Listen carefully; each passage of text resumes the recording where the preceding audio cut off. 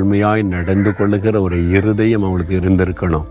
அதனால தான் தேவன் கிருபை கொடுத்து இந்த உலகத்தில் அவதரிக்க அருமையான இந்த மகளை தேவன் தெரிந்து கொண்டார்.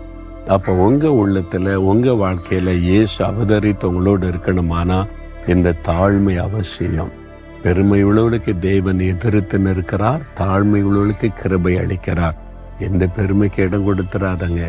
ஆண்டவருக்கு முன்னால தாழ்த்தி, ஆண்டவரை தகுதியற்ற எனக்கு நீர் கொடுத்த கிருபைக்காய் ஸ்தோத்திரம்னு உங்களை தாழ்த்தி நடந்து கொள்ளுங்க. ஆண்டவருடைய கிருபை என்றைக்கு உங்களோடு கூட இருக்கும். ஆண்டவர் இயேசு நமக்குள் நம்மோடு வாசம் பண்ணுவதுதான் பெரிய பாக்கியம். அதுதான் உண்மையான சந்தோஷம். இன்றைக்கு சொல்லுங்க, ஆண்டவரே, அன்றைக்கு கன்னிமரியாளை தெரிந்து கொண்டு அவங்க மூலமாய் உலகத்தில் அவதரித்தீர். இன்றைக்கு என்னை தாழ்த்தி ஒப்பு கொடுக்கிற எனக்குள்ள வாசம் பண்ணும், என் மூலமாக நீர் மகிமைப்படும்.